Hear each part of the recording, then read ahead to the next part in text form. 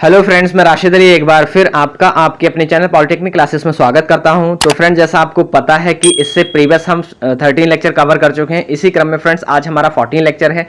अगर आपने वो हमारे लेक्चर नहीं देखे तो उनका लिंक हमने इस वीडियो के डिस्क्रिप्शन में आपको प्रोवाइड करा दिया है, आप वहां जाकर उसको वॉच कर सकते हैं। फ्रेंड्स, एक चीज़ और बता दें कि अगर आप हमारे चैनल पर नए हैं और अभी तक हमारे चैनल को सब्सक्राइब नहीं किया है तो प्लीज़ हमारे चैनल को सब्सक्राइब कर लीजिएगा और घंटे वाले बेल आइकन को प्रेस कर लीजिएगा, जिससे हम जितने भी वीडियो अपलोड करें या जब भी हम लाइव सेशन लें तो उसका नोटिफिकेशन आप तक पहुंच जाए। फ्रेंड्स, एक चीज और बता दें कि हमारे इस चैनल पर फर्स्ट ईयर या इलेक्ट्रिकल के अलावा अदर ब्रांचेस जैसे mechanical production, mechanical automobile, civil engineering, electronics engineering, IT, CS, इन सारी ब्रांचेस के जो सब्जेक्ट हैं उसको कवर किया जा रहा है। तो फ्रेंड्स, अगर आपका कोई भी फ्रेंड किसी भी ब्रांच किसी भी सेमेस्टर में हो तो प्लीज आप उसके साथ इसको शेयर कर सकते हैं, जिससे ज्यादा से ज्यादा बच्चे हमसे जुड़े और एग्जाम से पहले इस सेशन का फायदा उठा सके या एग्जाम से पहले अपना कोर्स कंप्लीट कर रहे हैं। कि आज हमारा जो चैप्टर नंबर 4 था, ये हमारा चैप्टर नंबर 4 चल रहा है फ्रेंड। इससे पहले हम 13 लेक्चर कवर कर चुके हैं। लेक्चर नंबर हमारा 14 हो गया ये फ्रेंड्स, और चैप्टर नंबर हमारा है ये 4। इससे पहले हम 13 लेक्चर कवर कर चुके हैं। उन लेक्चर का अगर आपको नहीं PDF मिल पाया तो आप हमारे टेलीग्राम ग्रुप को भी ज्वाइन कर सकते हैं, क्योंकि टेलीग्राम ग्रुप पर हमारे सारी ब्रांचेस के जो भी सब्जेक्ट पढ़ाए जा रहे हैं उनका PDF फ्री ऑफ कॉस्ट में अवेलेबल करवाया जाता है। तो अगर आप हमारे टेलीग्राम ग्रुप से नहीं ज्वाइन है तो हमारे इस वीडियो के डिस्क्रिप्शन में उसका लिंक है, तो वहाँ जाकर आप उसको ज्वाइन कर सकते हैं। तो चलिए फ्रेंड्स, आज का सेशन देखते हैं कि हमारा सेशन क्या होने वाला है। फ्रेंड्स, अगर बात करें चैप्टर नंबर 4, तो चैप्टर नंबर 4 है हमारा इलेक्ट्रोमैग्नेटिक इंडक्शन। तो अगर हम बेसिक्स कॉन्सेप्ट की बात करें तो हम इलेक्ट्रोमैग्नेटिक इंडक्शन का जो कॉन्सेप्ट था वो देख चुके हैं, और आज बहुत इंपॉर्टेंट सेशन होने वाला है, क्योंकि हाफ पोर्शन हम कवर कर चुके हैं और हाफ पोर्शन आज हम कवर करने वाले हैं। तो फ्रेंड्स, अगर हम बात करें क्या हम कवर करने वाले हैं, तो जैसा आप देख पा रहे हैं मैग्नेटिक सर्किट। जी हाँ, हम आज देखने वाले हैं कि मैग्नेटिक सर्किट हम किसको कहते हैं। तो फ्रेंड्स, अगर बात करें मैग्नेटिक सर्किट, तो जैसे ही मैग्नेटिक आया होगा माइंड में एक बात क्लिक कर गई होगी फ्रेंड्स कि मैग्नेटिक फील्ड लाइन्स। अगर हम मैग्नेट की बात करें तो आपको पता है कि मैग्नेट के चारों तरफ जो भी नंबर ऑफ फील्ड लाइंस निकलती हैं या फिर मैग्नेटिक फील्ड लाइंस निकलती है तो उसको हम फ्लक्स कहते हैं। तो अगर हम बात करें मैग्नेटिक सर्किट की या मैग्नेटिक नेटवर्क की या मैग्नेटिक परिपथ की फ्रेंड्स, तो चुंबकीय फ्लक्स, तो हम इसको ऐसे बोल सकते हैं कि चुंबकीय फ्लक्स का बंद पथ चुंबकीय परिपथ कहलाता है। क्या? चुंबकीय फ्लक्स का, मैग्नेटिक फ्लक्स का जो क्लोज पाथ बन रहा है फ्रेंड्स, उसी क्लोज पाथ को हम बोल रहे हैं क्या? Magnetic circuit. अगर मैं एक एग्जांपल से आपको समझाऊं फ्रेंड्स, यहां पर आप देख पा रहे हैं, जैसा आप यहां पर आप देख पा रहे हैं, हमने क्या किया, ये एक कोर बना ली। तो ये हमारी कोर है, या अगर हम कहें ये हमारी कुंडली है, ये हमारी कुंडली है। कुंडली पर हमने क्या किया? वाइंडिंग कर ली फ्रेंड्स। अब हमने वाइंडिंग की, हमने क्या किया, यहां से यहाँ सप्लाई दी। जब हम सप्लाई देते हैं तो आपको पता है फ्रेंड्स, इससे प्रीवियस लेक्चर में मैं कई बार इसको बता चुका हूँ, बहुत इंपॉर्टेंट कॉन्सेप्ट है वो इलेक्ट्रोमैग्नेटिक इंडक्शन का, जो फैराडेज का नियम था कि अगर हम किसी भी करंट कैरिंग कंडक्टर मीन्स धारावाही चालक तार में कभी भी हम धारा प्रवाहित कराएं तो वहाँ पर मैग्नेटिक फील्ड बन जाता है फ्रेंड्स। और अगर कोई भी धारावाही चालक तार या करंट कैरिंग कंडक्टर को हम मैग्नेटिक फील्ड में लेकर आएंगे तो उसमें धारा प्रवाहित होती है। जस्ट एक दूसरे का अपोजिट है। अगर ये एक अनोखा कॉन्सेप्ट आप नहीं समझे तो इसके प्रीवियस वाला लेक्चर जरूर देख लीजिएगा, उसमें ये डिटेल में इसको डिस्कस किया है। तो फ्रेंड्स, हुआ क्या, यहाँ पर आपने सप्लाई प्रोवाइड कराई। जब आप सप्लाई प्रोवाइड कराओगे तो जो आपकी कुंडली है, जो धारा कुंडली है, उसमें धारा प्रवाहित होगी। जैसे ही धारा प्रवाहित हुई, आपको पता है फैराडे के नियम के अनुसार कि अगर हम किसी भी करंट कैरिंग कंडक्टर या धारावाही चालक तार में विद्युत धारा प्रवाहित कराते हैं तो वहाँ मैग्नेटिक फील्ड बनता है।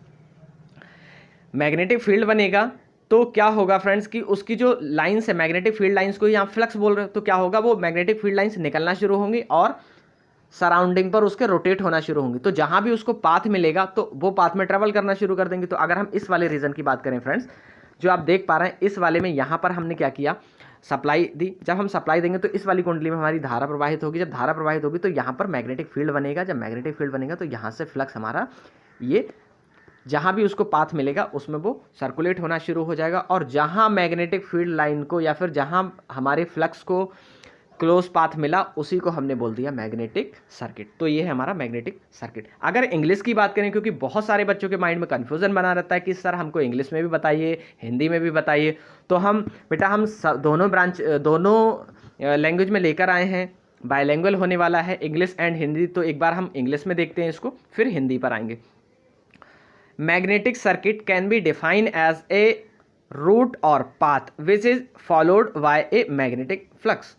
जो मैग्नेटिक फ्लक्स या मैग्नेटिक जो हमारी फील्ड लाइंस हैं वो पाथ को फॉलो कर रही हैं, रूट फॉलो कर रही हैं जिस भी नेटवर्क में, जिस भी परिपथ में, जिस भी कुंडली में, तो उसको हमने बोल दिया मैग्नेटिक सर्किट या मैग्नेटिक नेटवर्क।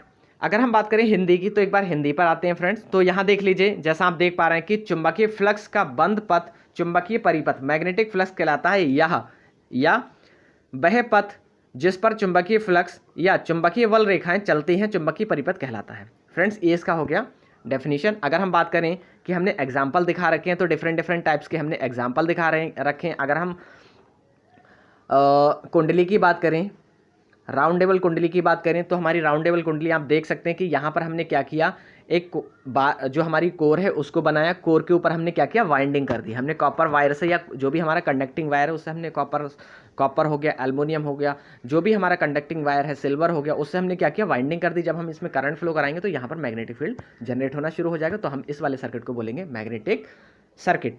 नेक्स्ट अगर बात करें तो हमने क्या किया, हमारा ये वाला जो है यहाँ पर आप देख पा रहे हैं रेक्टेंगुलर जो शेप में है उसको हमने रेक्टेंगुलर शेप में बना लिया है। अब यहाँ पर भी क्या किया, ये हमारी कोर है फ्रेंड्स, हमने क्या किया, यहाँ पर वाइंडिंग कर दी। यहाँ वाइंडिंग करेंगे तो अगेन वही प्रोसेस होगा, जब यहाँ पर हम करंट फ्लो कराएंगे, जब हम सप्लाई देंगे करंट फ्लो होगी तो इसमें क्या होगा, मैग्नेटिक फील्ड लाइंस यहाँ पर ट्रैवल करना शुरू कर देंगे या फ्लक्स यहाँ पर ट्रैवल करना शुरू कर देगा, तो ये भी हो गया हमारा मैग्नेटिक सर्किट। इसी प्रकार फ्रेंड्स अगर हम क्या करें, एक साइड से उसको खुला छोड़ दें तब भी क्या होगा, मैग्नेटिक फील्ड लाइंस क्या करेंगी, दूसरे वाले को लिंक कर लेंगी। क्योंकि ये वाला जो कॉन्सेप्ट है, ये वाला ये हम प्रीवियस लेक्चर में बता चुके हैं आपको म्यूचुअल इंडक्शन में। तो म्यूचुअल इंडक्शन अगर नहीं पता तो प्लीज़ आप उसको देख सकते हैं फ्रेंड्स, इससे आप और अच्छे से कनेक्टिविटी बना पाएंगे। तो देख लीजिए फ्रेंड्स, यहाँ से जब आपने क्या किया, इसको एक सेकेंड फ्रेंड्स इसको रफ करते हैं तब अच्छे से समझ आएगा। तो अगर हम इस वाले की बात करें फ्रेंड्स, तो आप यहाँ पर देख पा रहे हैं इस वाले में आपने क्या किया, यहाँ पर आपने वाइंडिंग कर दी। जब आप यहाँ फ्लो कराएंगे करंट तो यहाँ पर क्या होगा, फ्लक्स जनरेट होगा और ये फ्लक्स क्या करेगा, अपना क्लोज पाथ ढूंढेगा और ये सर्कुलेट होता रहेगा। तो इसको भी हमने बोल दिया मैग्नेटिक सर्किट। इसी प्रकार मैग्नेटिक सर्किट ये हो गया हमारा। ठीक है, देखिए फ्रेंड्स अब इसमें और इसमें कितना अंतर है, दोनों में इसमें क्या अंतर है। तो अगर हम राउंड की बात करें, इस वाले की बात करें, तो जहाँ उसको पाथ मिल रहा है, कहने का मतलब वहाँ मैग्नेटिक फील्ड लाइंस ट्रैवल कर रही हैं। जैसे इस वाले में क्या है, ये सर्कुलेट कर गई यहाँ पर, इसी प्रकार आयताकार में भी सर्कुलेट कर गई। इसी प्रकार जो हमारा एक साइड से कटा हुआ पोर्शन था उसमें भी क्या हुआ, मैग्नेटिक फील्ड लाइंस सर्कुलेट कर गई। इसी प्रकार अगर हम इस वाले की बात करें तो यहाँ पर देख लीजिए फ्रेंड्स, यहाँ पर दो पाथ मिल रहे हैं, किसको, मैग्नेटिक फील्ड लाइंस को या फिर फ्लक्स को दो पाथ मिल रहे हैं आपको। एक तो पाथ ये है, फ्लक्स यहाँ भी सर्कुलेट हो सकता है और फ्लक्स यहाँ भी सर्कुलेट हो सकता है। तो जितने भी उसको पाथ मिलेंगे, जो रूट है उसका, जो पाथ है उसका, उसी को हमने बोल दिया मैग्नेटिक सर्किट। अगर हम एक बार की बात करें तो हमने यहाँ पर वार दिखा रखा है फ्रेंड्स, देख लीजिए वार को हमने क्या किया, यहाँ बार के ऊपर हमने वाइंडिंग कर दी। जब हम इसमें धारा प्रवाहित कराएंगे तो यहाँ भी क्या होगी, मैग्नेटिक फील्ड लाइंस इसके सराउंडिंग में घूमना शुरू कर देंगी, है ना। तो ये हो गया आपका मैग्नेटिक सर्किट। मैग्नेटिक अगर हम बात करें मैग्नेट की तो फ्रेंड्स उसका भी हम कॉन्सेप्ट इससे प्रीवियस वाले में देख चुके हैं, तो आप उसको जरूर देख लीजिएगा क्योंकि ये जो आपका चैप्टर है, चैप्टर नंबर 4 मोस्ट इंपॉर्टेंट होने वाला है। चलिए देखते हैं इसकी फ्रेंड्स की, इसकी जो हमारे पास डिपेंडेंसी है फ्लक्स की, मैग्नेटिक फ्लक्स की, वो क्या होना चाहिए। तो फ्रेंड्स जो आपकी नंबर ऑफ फील्ड लाइंस है उसको हमने फ्लक्स बोला। अगर बात करें मैग्नेटिक फ्लक्स की तो मैग्नेटिक फ्लक्स को हम कहते हैं number of magnetic field lines. जितनी भी हमारी मैग्नेटिक फील्ड लाइंस की संख्या है उसको हम क्या बोलते हैं, मैग्नेटिक फ्लक्स कहते हैं। ठीक है, जो भी एक क्लोज सरफेस से या फिर क्लोज क्रॉस सेक्शनल एरिया से पास हो रही हैं उनको हमने बोल दिया मैग्नेटिक फ्लक्स। अगर हम डिपेंडेंसी की बात करें कि इनकी निर्भरता किस पर होगी फ्रेंड्स, तो देख लीजिएगा इनकी निर्भरता किस पर होगी। नंबर 1 है आपका, डिपेंडेंसी की बात करें तो नंबर 1 है आपका number of turns of coil. तो जितनी कॉइल में जितने नंबर ऑफ टर्न्स बनाओगे ये है, उतना ज़्यादा मैग्नेटिक फ्लक्स आपका जनरेट होगा। मैग्नेटिक फ्लक्स जितना ज़्यादा जनरेट होगा आपका ईएमएफ उतना ज़्यादा जनरेट होगा। तो ये जब हम आगे कॉन्सेप्ट पढ़ेंगे एसी फंडामेंटल्स में तो हम वहाँ पर बताएंगे आपको कि जो आपका वोल्टेज है वो डायरेक्टली कैसे प्रोपोर्शनल है, किसके, नंबर ऑफ टर्न्स के। ठीक है, तो number of turns per depend कर रहा है आपका फ्लक्स। जितने ज़्यादा नंबर ऑफ टर्न्स होंगे उतना ज़्यादा फ्लक्स जनरेट होगा फ्रेंड्स। नेक्स्ट है आपका सेकेंड डिपेंडेंसी क्या है, magnitude of the current. Second point है जितना ज़्यादा करंट फ्लो कराओगे फ्रेंड्स उतना ज़्यादा मैग्नेटिक फ्लक्स क्रिएट होगा। जैसे आपको पता है कि मैग्नेटिक जो फ्लक्स था, तो आपको पता था अगर किसी भी करंट कैरिंग कंडक्टर में करंट के वो फ्लो कराएंगे तो वहाँ पर क्या होगा, मैग्नेटिक फील्ड बनेगा। किसी भी करंट कैरिंग कंडक्टर को मैग्नेटिक फील्ड में लेकर आएंगे तो उसमें करंट जनरेट हो जाएगा। तो हमने क्या किया, यहाँ पर करंट की वैल्यू को इंक्रीज़ कर दी। जब हम करंट की वैल्यू को इंक्रीज़ करेंगे तो क्या होगा फ्रेंड, जो उसका मैग्नेटिक फ्लक्स है वो इंक्रीज़ हो जाएगा। नेक्स्ट की बात करें तो length of the magnetic circuit. तो जो मैग्नेटिक सर्किट है उसकी लेंथ पर डिपेंड करेगी कि कितना लेंथ है हमारे सर्किट का। जैसे अगर इसकी बात करें या इसकी बात करें या इससे प्रीवियस वाले की बात करें फ्रेंड्स, इन वाले की यहाँ पर देख लीजिए, तो इनकी लेंथ, सबकी लेंथ क्या है, डिफरेंट है। ठीक है, तो लेंथ पर भी डिपेंड करेगा कि इनकी लेंथ क्या होना चाहिए। नेक्स्ट है आपका मटेरियल ऑफ कोर। तो कोर के मटेरियल पर भी डिपेंड करेगा कि कोर का मटेरियल कैसा है, सॉफ्ट आयरन है, हार्ड आयरन है, या फिर मिश्र धातु है, एलॉयज है। ठीक है, तो उस पर डिपेंड करेगा कि हमारा जो मटेरियल है कोर का वो क्या है। नेक्स्ट है हमारा cross section of the core. तो क्रॉस सेक्शन, जो हमारी कोर का क्रॉस सेक्शन है, एरिया है, उस पर डिपेंड करेगा कि क्रॉस सेक्शन एरिया क्या है। नेक्स्ट पॉइंट की बात करें, नेक्स्ट कॉन्सेप्ट की बात करें तो नेक्स्ट है आपका सम इंपॉर्टेंट टर्मिनोलॉजीज। फ्रेंड्स अगर टर्मिनोलॉजी की बात करें तो ये पूछे जाते हैं कभी कभार नहीं, हर बार फ्रेंड्स। ये जो टर्मिनोलॉजी है इसमें से 3 देता है एग्जामिनर या 5 दे देता है कभी कभी। 1 नंबर की एक डेफिनेशन है छोटी छोटी, ये बहुत इंपॉर्टेंट है, तो इसको कहीं भी नोट डाउन करते हुए चलिएगा फ्रेंड्स। और फ्रेंड्स अगर आपको ये सेशन अच्छा लग रहा है तो प्लीज़ लाइक करते हुए चलिएगा साथ के साथ, और अपने साथियों के साथ इसको शेयर भी कर दीजिएगा। और अगर आपने सब्सक्राइब नहीं किया तो प्लीज़ सब्सक्राइब भी कर लीजिए। तो चलिए देखते हैं हम सम इंपॉर्टेंट टर्मिनोलॉजीज क्या है। तो फ्रेंड्स अगर बात करें हम सम इंपॉर्टेंट टर्मिनोलॉजीज, तो इंपॉर्टेंट टर्मिनोलॉजी में क्या है, सबसे पहला है आपका मैग्नेटिक फ्लक्स, चुंबकीय फ्लक्स। फ्रेंड्स अगर बात करें मैग्नेटिक फ्लक्स की, तो मैग्नेटिक फ्लक्स क्या होता है, किसी मैग्नेटिक सर्किट में इलेक्ट्रिक करंट द्वारा उत्पन्न मैग्नेटिक लाइंस ऑफ फोर्स को की संख्या को मैग्नेटिक फ्लक्स कहते हैं। इसे फाई से प्रदर्शित करते हैं तथा इसका मात्रक वेबर होता है। जी हाँ फ्रेंड्स, अगर बात करें हम कि जो हमारा मैग्नेटिक फ्लक्स है, तो मैग्नेटिक फ्लक्स क्या होगा, जैसे मैं आपको बता चुका हूँ कि अगर हम फ्लक्स की बात कहें तो आप दूसरा फॉर्मूला यहाँ पर लिख सकते हैं, यहाँ पर लिख सकते हैं number of field lines into आगे है आपका मैग्नीट्यूड ऑफ करंट। ऐसे भी लिख सकते हैं मैग्नीट्यूड ऑफ करंट। जितना ज़्यादा करंट की वैल्यू है और जितना ज़्यादा आपका जो नंबर ऑफ फील्ड लाइंस है, तो वो क्या कह रही है, आपकी सारी की सारी आपका बोल रहा है फ्लक्स है। ठीक, तो अगर नेक्स्ट की बात करें तो नेक्स्ट क्या है आपका, हाँ इसके फॉर्मूले की बात करें फ्रेंड्स, तो फॉर्मूले में देख लीजिए phi equal to MMF upon reluctance. अब एक नया कॉन्सेप्ट आ गया, तो एमएमएफ को हम यहाँ कवर करेंगे। ठीक है, रिलेक्टेंस को भी हम जस्ट थर्ड वाले में कवर करेंगे फ्रेंड्स।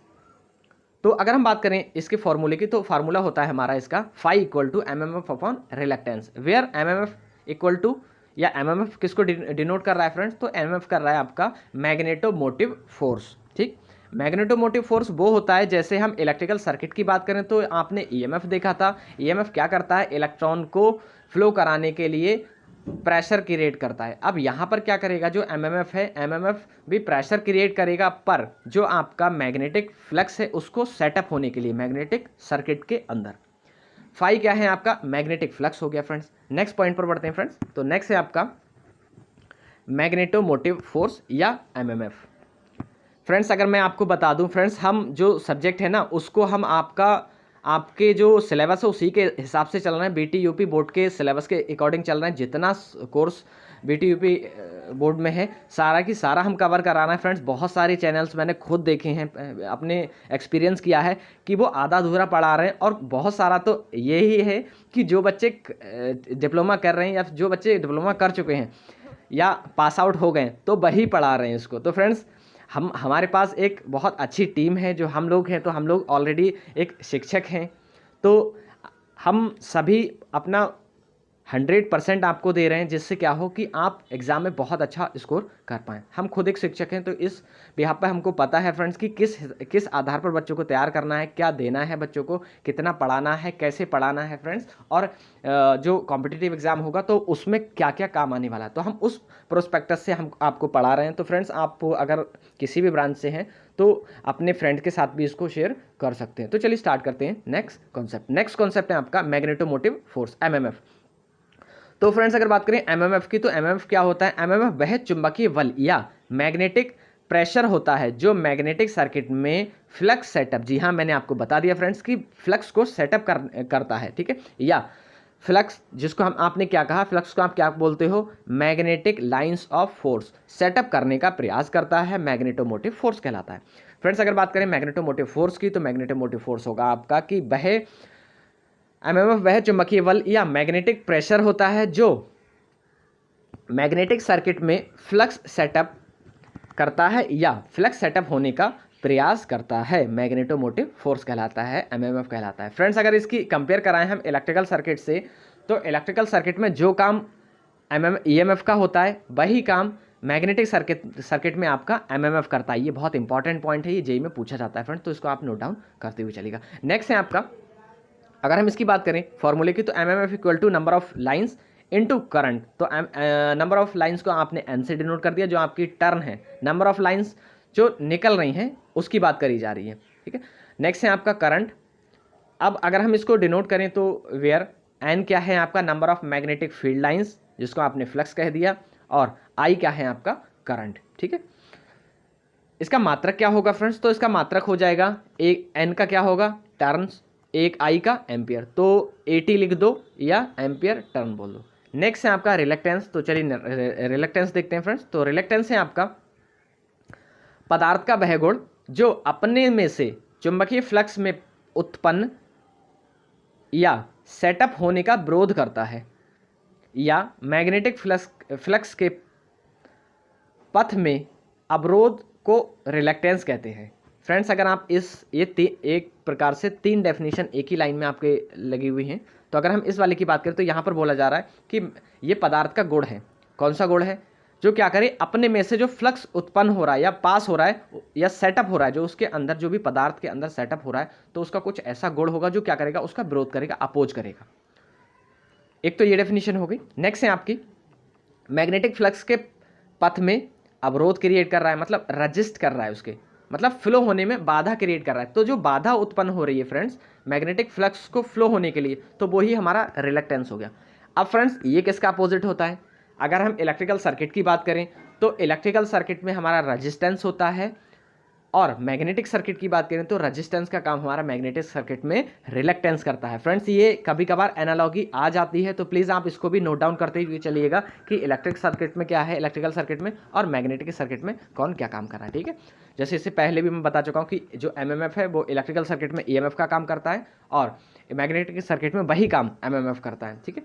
नेक्स्ट है आपका रिलक्टेंस। तो रिलक्टेंस जो है वो आपका जो इलेक्ट्रिकल सर्किट में रेजिस्टेंस काम करता है, मतलब करंट के फ्लो होने का अपोज करता है रेजिस्टेंस। तो अगर हम मैग्नेटिक सर्किट की बात करें तो जो रिलक्टेंस है वो फ्लक्स को सेटअप होने का विरोध करता है, ठीक है। नेक्स्ट पर बढ़ते हैं। नेक्स्ट है आपका फ्रेंड्स, अगर हम फॉर्मूले की बात करें फ्रेंड्स, तो फॉर्मूला होगा reluctance S equal to L upon mu not mu R into A. अब जहाँ क्या है फ्रेंड्स देख लीजिए एक बार, L length of magnetic circuit, A cross section area, mu not है आपका फ्री स्पेस की परमिएबिलिटी, नेक्स्ट है आपका म्यू आर है रिलेटिव परमिटिविटी, ठीक है। तो अभी परमिटिविटी को भी देखेंगे, नेक्स्ट हमने कवर किया है फ्रेंड्स। अगर इसके नेक्स्ट फॉर्मूले की बात करें तो नेक्स्ट फॉर्मूला है फ्रेंड्स इसका S equal to M M F upon phi बोले तो flux, M M F upon flux. M M F क्या है, मैग्नेटोमोटिव फोर्स हो गया, फ्लक्स फाई क्या है, मैग्नेटिक फ्लक्स हो गया, एस क्या है आपका, रिलक्टेंस हो गया, ठीक। तो नेक्स्ट अगर कॉन्सेप्ट की बात करें तो नेक्स्ट कॉन्सेप्ट है आपका परमिएबिलिटी। फ्रेंड्स अगर परमिएबिलिटी की बात करें, चुंबकीयशीलता की बात करें, तो चुंबकीयशीलता क्या होती है, तो चुंबकीयशीलता क्या है, रिलक्टेंस के व्युत्क्रम को परमिएबिलिटी कहते हैं। किसके रिलक्टेंस को, जी हाँ, रिलक्टेंस के व्युत्क्रम को परमिएबिलिटी कहते हैं। Reciprocal of permeability means reciprocal of reluctance as known as permeability. तो हम ऐसे बोल सकते हैं कि जो हमारा रिलक्टेंस है उसका व्युत्क्रम है या उसका जो रेसिप्रोकल है उसको हम बोल रहे हैं परमिएबिलिटी। अगर हम इसके फॉर्मूले की बात करें फ्रेंड्स, तो फॉर्मूला है हमारा म्यू इक्वल टू 1/s। तो म्यू क्या है हमारा, परमिएबिलिटी हो गई, चुंबकीयशीलता हो गई, और अगर हम एस की बात करें तो एस हो गया हमारा रिलक्टेंस। तो जो हमारी परमिएबिलिटी है वो फ्रेंड्स रिलक्टेंस के व्युत्क्रमानुपाती होती है। अगर इसके फॉर्मूले की बात करें तो फॉर्मूला हो गया म्यू इक्वल टू 1/s या mu equal to M M F phi upon M M F. जैसे आप इससे पहले देख चुके हैं फ्रेंड्स, अगर पहले वाले से हम थोड़ी सी तुलना कराएं इसकी तो देख लीजिए एक बार। अगर हम इस वाले की बात करें तो यहाँ देख लीजिए जो रिलक्टेंस है आपका वो एम एम एफ अपॉन क्या हो गया, फाई हो गया। अब यहाँ पर ये इसका अपोजिट है, तो आपने क्या किया, एस की वैल्यू यहाँ पुट करी यहाँ पर। तो जब एस की वैल्यू पुट करोगे, फाई इसकी जगह रखोगे फ्रेंड्स 1/फाई/एम एम एफ, तो देख लीजिए एम एम एफ कहाँ जाएगा, एम एम एफ ऊपर आ जाएगा, तो आपका फाइनली फॉर्मूला जो है वो बन जाएगा MM/5, और ये ही यहाँ पर बन चुका है। ठीक है, तो आप इस प्रकार से बता सकते हो। या अगर हम बात करें जो हमारी चुंबकीयशीलता है या परमिटिविटी है, तो उसको हम और कैसे लिखते हैं, तो और लिखते हैं हम उसको μ0 × μr।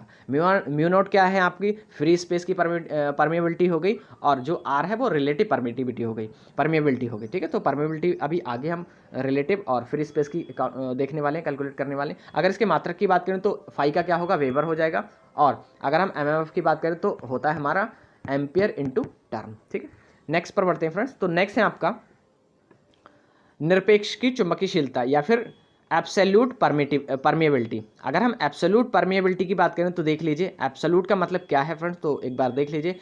यदि चुंबकीय पदार्थ में मैग्नेटिक फील्ड के कारण फ्लक्स घनत्व फाई उत्पन्न होता है, तो फाई तथा एच के तो बी तथा एच के व्युत्क्रम को या अनुपात को एब्सोल्यूट परमेबिलिटी कहते हैं। तो जो आपकी एब्सोल्यूट परमेबिलिटी है वो क्या है फ्रेंड्स, जो आपका फ्लक्स घनत्व है और जो आपका मैग्नेटिक फील्ड है उसका जो रेशियो है उसको हमने बोल दिया एब्सोल्यूट परमेबिलिटी। ठीक है, तो नेक्स्ट की बात करें फ्रेंड्स, तो नेक्स्ट है आपका सापेक्ष चुंबकीयशीलता या रिलेटिव परमिटिविटी। तो रिलेटिव परमिएबिलिटी की बात करें तो रिलेटिव परमिएबिलिटी है आपकी किसी पदार्थ की रिलेटिव परमिएबिलिटी उस पदार्थ द्वारा उत्पन्न फ्लक्स घनत्व तथा वायु में उस पदार्थ की फ्लक्स डेंसिटी के अनुपात या रेशियो को कहते हैं।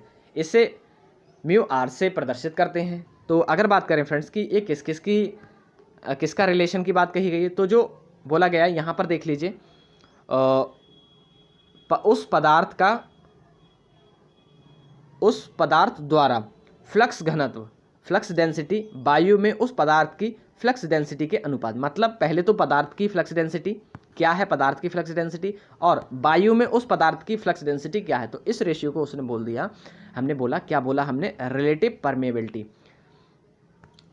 तो नेक्स्ट अगर बात करें फ्रेंड्स, बहुत इंपॉर्टेंट है ये, और ये लास्ट ईयर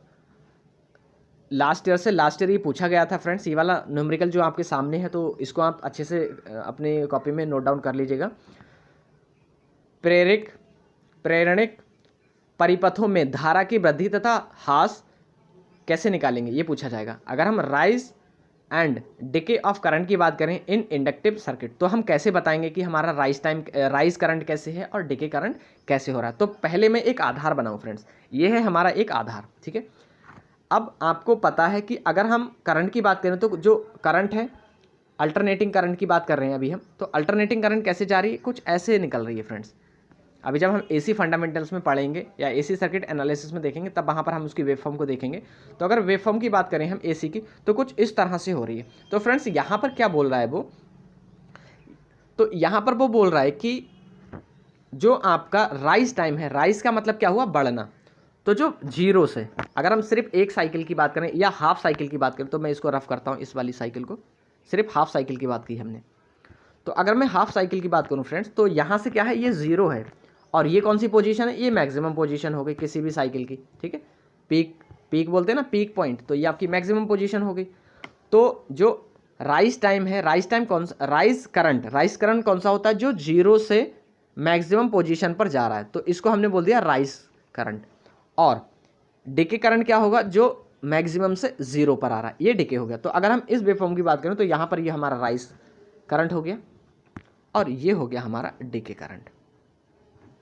ठीक, तो अब इसको हम इस फिगर के माध्यम से अभी हमने समझा था, अब थ्योरी के माध्यम से देखते हैं फ्रेंड्स। तो थ्योरी में आप देख लीजिए, किसी इंडक्टिव सर्किट या कॉइल में धारा का मान शून्य से अधिकतम मान मतलब मैक्सिमम वैल्यू तक पहुँचने को धारा वृद्धि या करंट राइज कहते हैं या राइज ऑफ करंट कहते हैं, तथा इसके विपरीत अधिकतम मान मतलब मैक्सिमम वैल्यू से शून्य तक पहुंचने को धारा का ह्रास या डिके ऑफ करंट या करंट डिके कहते हैं। तो जैसे फ्रेंड मैंने आपको बता दिया कि जीरो से अगर मैक्सिमम वैल्यू पर जा रहा है तो हम राइज करंट बोलेंगे उसको, और मैक्सिमम से जीरो आ रहा है, मैक्सिमम टू जीरो आ रहा है, तो हमने उसको बोल दिया डिके करंट। ठीक है, इसका डेरिवेशन करते हैं फ्रेंड्स, बहुत इंपॉर्टेंट डेरिवेशन होने वाला। तो देखिए यहाँ पर अगर मैं इस फिगर के माध्यम से आपको बताऊं तो एक चीज़ देख लीजिए, जैसे मैं आपको बता रहा था कि जो आपका डीके करंट है वो क्या है, तो यहाँ क्या है, ये वाला देखिए पहले, ये वाला पोर्शन यहाँ से ये ज़ीरो है, शून्य से, ज़ीरो से कहाँ जा रहा है फ्रेंड्स, ये राइज हो रहा है। ये है आपका एक बेस आपने बना लिया, यहाँ से क्या हुआ, ये ज़ीरो से मैक्सिमम वैल्यू तक पहुँचा, तो इसको हमने बोल दिया राइज करंट। अब ये क्या है, ये मैक्सिमम वैल्यू से आ रहा है ज़ीरो तक, तो इसको हमने बोल दिया डीके समय के साथ फ्रेंड्स, ठीक है। ये क्या है, आपका करंट है, ठीक।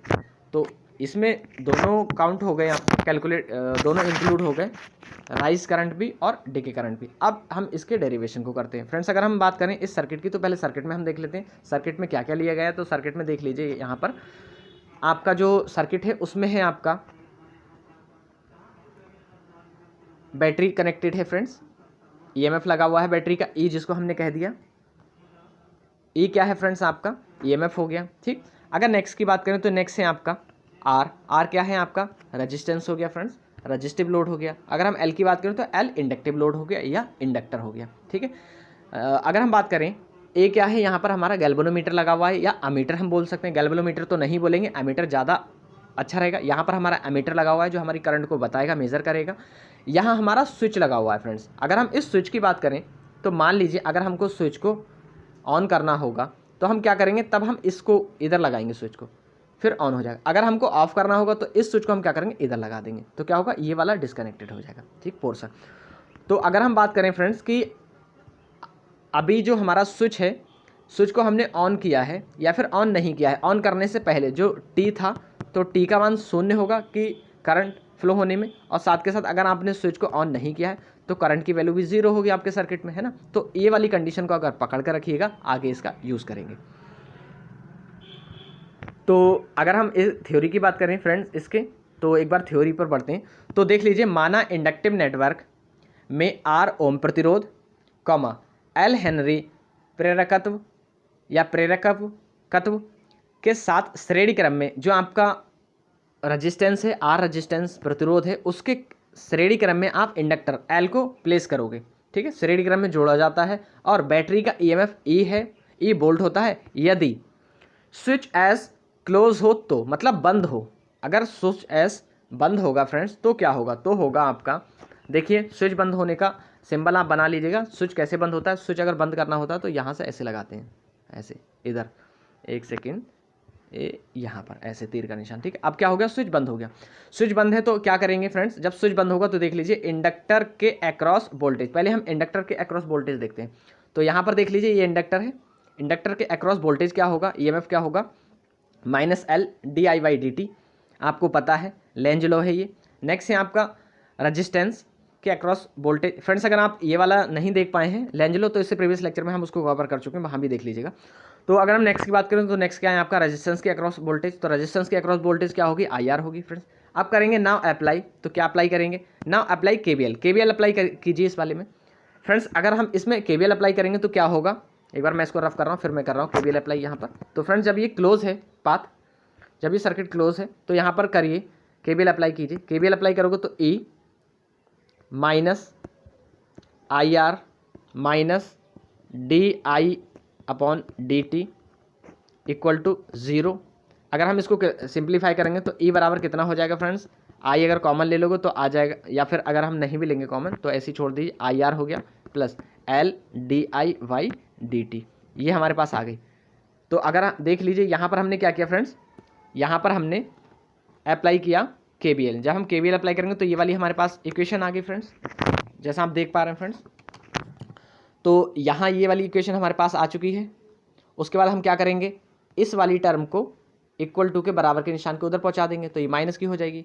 देन आफ्टर क्या करेंगे फ्रेंड्स, यहाँ से हम L/dt की वैल्यू निकालेंगे, तो जो हमारी di है वो इसके अपॉन में आ जाएगी सामने वाले के। उसके बाद हमने क्या किया, इस वाले को पलट लिया। जब हम इसको पलटेंगे di ऊपर करेंगे और dl नीचे का, सिर्फ l है, l नीचे करेंगे तो हमारे बराबर के निशान के पार वाली भी संख्या सारी की सारी पलट जाएंगी, नंबर पलट जाएंगे, या फिर जो भी हमारी टर्म है वो पलट जाएंगी। तो हमारा कुछ इस तरह से आ गया। अब यहाँ से क्या किया फ्रेंड्स, देख लीजिए, फाइनली आपने यहाँ से उसको पलट दिया और फाइनली आपके पास आ गया dt/L equal to di/e IR। उसके बाद हम क्या करेंगे फ्रेंड्स, उसके बाद हमारा काम होगा कि हम जो हमारे पास रिलेशन आ चुका उसमें हम क्या करेंगे, multiplying both side by -R। तो -R से हम क्या करेंगे, दोनों तरफ मल्टीप्लाई करेंगे। जब हम -R से दोनों तरफ मल्टीप्लाई करेंगे तो हमारे पास ये आ जाएगा -R। Taking integral both side. अब हम इंटीग्रेशन लेंगे इसका, तो इंटीग्रेशन लेंगे, पहले हम क्या करें, R को यहीं पर कट कर दें। R कट गया, अभी इसका रीज़न बताएंगे। तो अगर हम बात करें फ्रेंड्स इसकी, तो यहाँ पर क्या किया, जब हम इंटीग्रेशन करेंगे तो देख लीजिए यहाँ पर हम क्या करेंगे, log 1/x का क्या होता है, 1/x का क्या होता है, log x होता है फ्रेंड्स। तो अगर यहाँ से हम log x की बात करें तो log x यहाँ पर क्या हो जाएगा, log e minus IR upon जो e के साथ, जो r के i के साथ होता है, मतलब जिसके रिस्पेक्ट में हम लेते हैं। यहाँ किसके रिस्पेक्ट में लिया गया, i के, तो जिसके रिस्पेक्ट में ले रहे हैं उसके साथ कोई अगर नंबर या डिजिट या संख्या कोई होती है या वेरिएबल होता है या कांस्टेंट होता है तो उसको अपॉन में डाल देते हैं। तो देखिए अपॉन में आ गया हमारा माइनस का R। उसके बाद ये वाला हमारा क्या होगा, dt के सापेक्ष यहाँ पर रिस्पेक्ट में है तो t आ जाएगा। उसी प्रकार अगर हम इसको सिंप्लीफाई करेंगे फ्रेंड्स, तो एक बार सिंप्लीफाई करिए इसको। तो अगर हम सिंप्लीफाई करेंगे तो यहाँ पर देख लीजिए ये जो है वो सामने वाले के पास आ जाएगा और एक k आ जाता है। यहाँ भी k लिखिएगा फ्रेंड्स, जहाँ इंटीग्रेशन खत्म होगा वहाँ एक कांस्टेंट k आ जाएगा। ठीक है, अब स्टडी स्टेट कंडीशन की बात करेंगे। स्टडी स्टेट कंडीशन होती है प्रारंभिक अवस्था। तो मैंने स्टार्टिंग में आपको बताया था कि एक कंडीशन को पकड़ के चलिएगा। क्या कंडीशन, अगर प्रारंभिक अवस्था है और आपने स्विच बंद किया है तो आपको स्विच ऑन करने में माना समय लगा t बराबर 0 समय में आपने स्विच को ऑन कर दिया, और स्विच जब ऑन हुआ है उससे पहले आपकी करंट क्या होगी, 0 होगी, 0। ठीक है, तो आपने क्या किया, ये सारी वैल्यू इक्वेशन 1 में पुट कर दीजिए। इक्वेशन 1 में पुट करोगे तो k की वैल्यू यहाँ से आ जाएगी फ्रॉम इक्वेशन 1। इक्वेशन 1 कौन सी मानी है, ये, यहाँ से ये वाली वैल्यू पुट करोगे फ्रेंड्स, ये वाली k का मान यहाँ पर, तो आपके पास फाइनली ये वाला आंसर आ जाएगा। ठीक है, उसके बाद इस वाले को जब आप इधर लेकर आओगे फ्रेंड्स तो क्या हो जाएगा, एक सेकेंड इसको रफ करते हैं फिर बताते हैं फ्रेंड्स। अगर हम इस वाले की बात करें log e की, तो log e को जब हम इस साइड लेकर आएंगे इक्वल टू के निशान के, इसको जब हम इधर लेकर आएंगे तो फ्रेंड्स ऐसा हो जाएगा log e माइनस IR और माइनस का log e। अब आपको पता है ये फॉर्मूला बन गया किसका, log m अपॉन n का। तो m ऊपर आता है और जो n होता है माइनस वाला वो नीचे आ जाता है। तो ये आपके पास आ गई है, इसको ध्यान से कहीं लिख लीजिएगा फ्रेंड्स। तो अभी हम दिखा रहे हैं, देखिए यहाँ पर आप अपने उसमें देखिएगा लास्ट वाले में, इसमें ये, ठीक है, तो यहाँ पर आ चुका है फ्रेंड्स।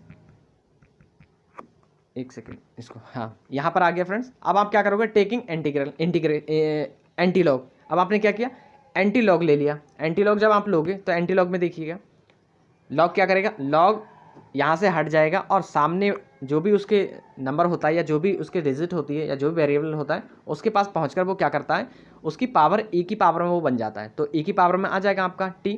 और अगर हम इस वाले की बात करें तो इसको अपॉन में हमने क्यों लिखा, हम इसको ऐसे सिंप्लीफाई कर रहे हैं, t अपॉन l। ये जो r है वो इसके अपॉन में हमने डाला है, उसका भी रीज़न है, बता रहे हैं क्या रीज़न है, इतना हो गया। ठीक है, तो t upon l upon r हो गया, और ये जो माइनस है वो यहाँ पर लगा दिया, यहाँ ना लगाकर। ठीक है, उसके बाद फ्रेंड्स अगर बात करें तो जो आपका t है, अगर हम बात करें L अपॉन R को, तो L अपॉन R होता है आपका टाइम कांस्टेंट। कौन से परिपथ का, अगर आपका नेटवर्क सीरीज RL नेटवर्क है तो उसका टाइम जो कांस्टेंट होता है वो होता है L अपॉन R, इसलिए हमने L अपॉन R किया यहाँ पर। अब ये t की वैल्यू यहाँ हम पुट कर देंगे तो फाइनली हमारे पास क्या आएगा, तो हमारे पास आ जाएगी वैल्यू जो हमारे लेफ्ट साइड वाली संख्या वर्ड्स हैं वो एज इट इज़ हैं, नंबर हैं ऐसे ही हमारे पास से, उसको हमने कुछ किया नहीं, इस टर्म को हमने किया नहीं कुछ, लेफ्ट साइड वाली को। राइट साइड वाली टर्म में हमने क्या किया, जो हमारी टी की वैल्यू है टाइम कांस्टेंट के इक्वल है उसको हमने पुट कर दिया। टाइम कांस्टेंट क्या था, टी इक्वल टू था L अपॉन R, तो L अपॉन R की जगह आपने टी को पुट कर दिया, तो यहाँ टी पुट कर दिया। उसके बाद यहाँ से अगर हम आई की वैल्यू फाइंड करेंगे तो फ्रेंड्स ये हमारे पास आई की वैल्यू आ जाएगी। या अब हमको पता है अगर हम आई की तुलना कराएं तो आपने देखा होगा आई मैक्स होता है लिखा हुआ, आई मैक्स साइन अल्फा या साइन बीटा ऐसे करके कुछ।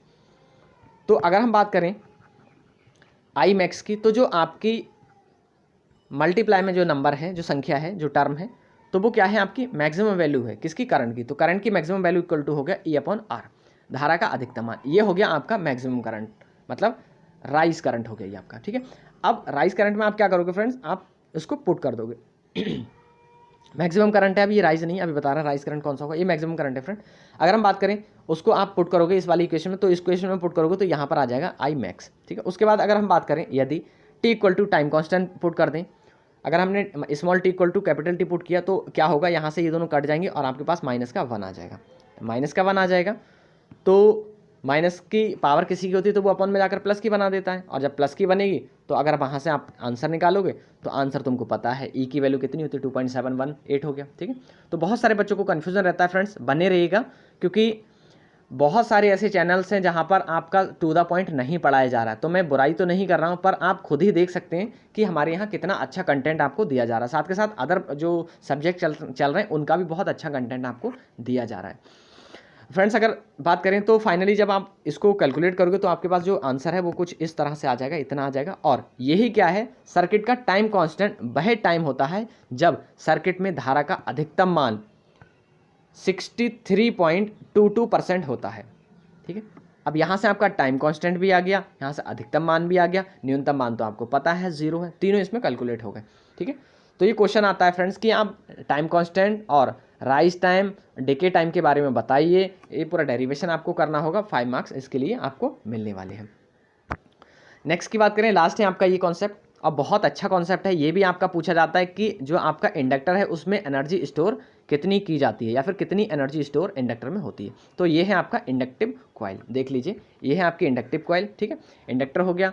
तो अगर हिंदी में बात कहें तो हिंदी में है आपका प्रेरक में संचित ऊर्जा।